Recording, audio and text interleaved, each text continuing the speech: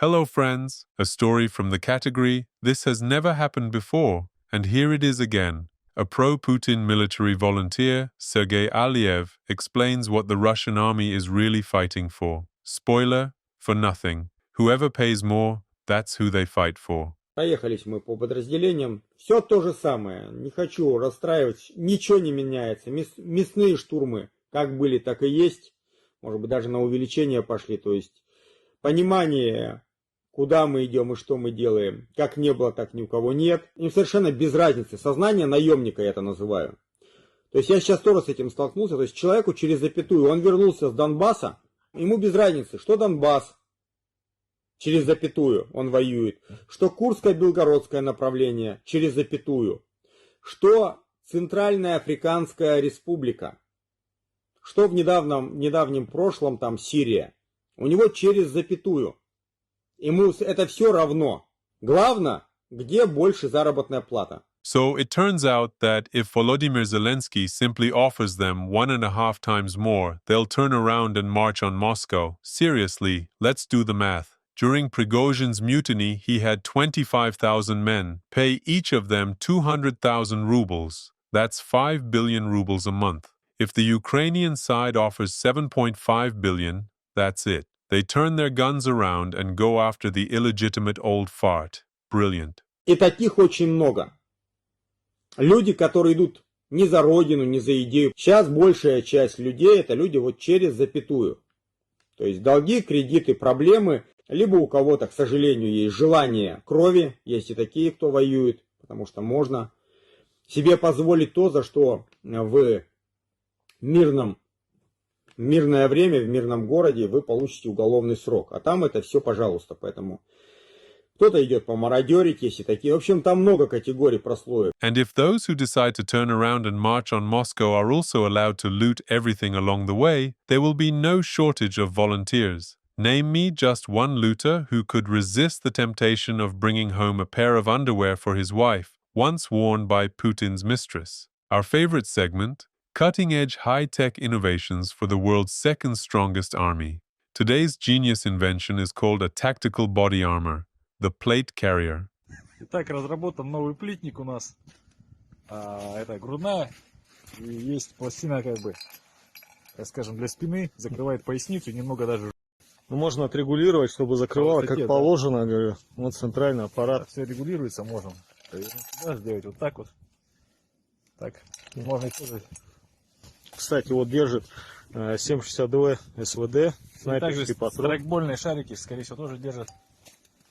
Вот когда денег на нормальный плитник нет, вот есть нормальный мужской плитник. This is what a real body armor looks like in the world's richest country by natural resources in the era of late Putinism. The best part is the backside, which protects the main decision-making center. Meanwhile, in Putin's 21st century Russia, in the Rostov region, in the city of Gukovo, people have formed lines just to collect water. Так, ребята, 19 января 2026 года, город Гуково, Ростовская область, очередь за водой. Советские трубы уже не выдерживают. Infrastructure from Soviet times has finally given up. Russian patience, however, has not. People stand in line quietly, without protest. Nothing critical, it can be endured a little longer. Порывы, 4 дня воды нет, люди в панике.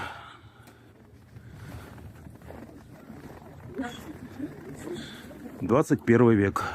Putin's Russia is like a black hole. Time flows differently here, and for us, the Middle Ages never really ended. Неожиданно вода закончилась, люди расходятся, все недовольные. The residents of Donetsk, who have lived without water for months, can now be congratulated. Their lives are now almost 100% like life in Russia. Friends, now is the perfect moment to hit the like button. And don't forget to share this video with your friends. Thank you. You can watch 3 things forever: fire burning, water flowing, and the citizens of a nuclear superpower slowly realizing that something is going wrong. Ну что, как у нас любят говорить, да вы Сейчас я ходила по магазинам по работе, и я реально просто охуела от цен.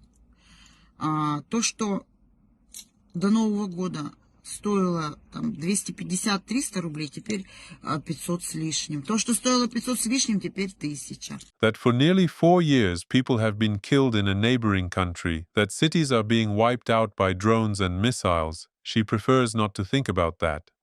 А здесь у нас на границе в СОУ, да, есть кафешечка, в которую мы часто заезжали обедать. И стандартная порция люля там с картофаном на мангале, да, стоила, в районе 300 рублей, то теперь это стоит 500. Don't worry. At this pace, Ukrainian dishes will soon appear on menus in Russia. They're called flamingo. No potatoes, of course, but with home delivery. Куда мы катимся? Мы уже укатились ниже минимума, просто. Ниже минимума, уже дальше некуда. 100, хватит. Это что вообще происходит? Как я вот натыкаюсь, они везде есть, что у нас средняя зарплата 30 тысяч. Так вот напишите мне теперь, как вы будете жить на эти 30 тысяч. У кого семьи? Расскажите, как вы теперь будете жить? Let me explain it to you. It's actually very simple. You send your husband to the war, where he successfully fertilizes Ukrainian soil, and then you get paid for his death. Money you can finally use to buy yourself a decent fur coat. In the photos, Kyiv. The city is facing severe power and heating outages due to Russian shelling. To keep people from freezing, local authorities have set up special shelters where residents can warm up, charge their phones, receive hot meals and medication, contact loved ones, or, if needed, get psychological support. And this is already the Russian city of Belgorod. Its residents are also sitting in the dark, without electricity or heating, as a result of a retaliatory strike. But here, no one is helping them.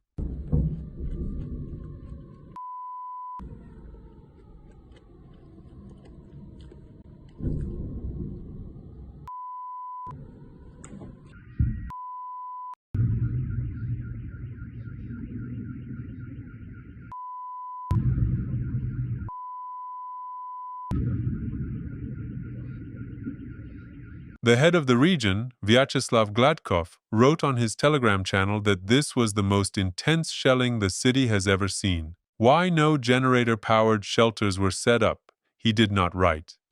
Добрый день, дорогие друзья.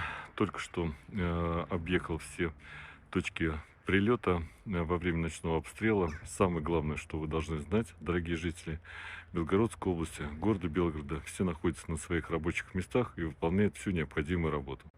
Особые слова благодарности за работу ночью нашим войскам ПВО. So yes, a big thank you to the Air Defense Forces for leaving the whole city in fear, without power, and gradually freezing. News from the category Putin, the greatest geopolitical mastermind of all time. Russia is beginning to withdraw its troops from Syria. Komishli Airport. Military equipment is being hastily loaded onto transport aircraft and sent back home. While the local population continues to protest against the regime, a U.S. aircraft carrier strike group is approaching Iran's shores, preparing its own unforgettable party.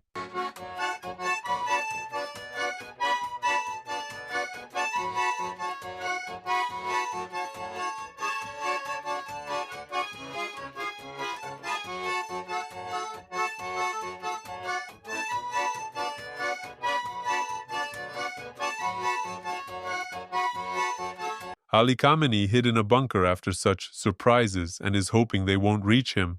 Well then, let him keep hoping. We wish him good luck. Friends, thank you for being here and for continuing to support me. Ukraine is currently facing severe cold, and due to constant shelling from my country, people there urgently need help. If you're willing to support fundraising for heaters and generators, I'll leave a trusted link in the description. I also want to say a huge thank you to everyone who keeps supporting the channel with one-time donations in the YouTube comments. You're the best. And don't forget that I have a Patreon where you can subscribe for just $3 a month. You get early access to new videos, personal chats with me, and already 3 exclusive videos you won't find anywhere else. A huge thank you as well to everyone supporting the channel through Buy Me a Coffee. Know that in heaven, a special place has already been prepared for you.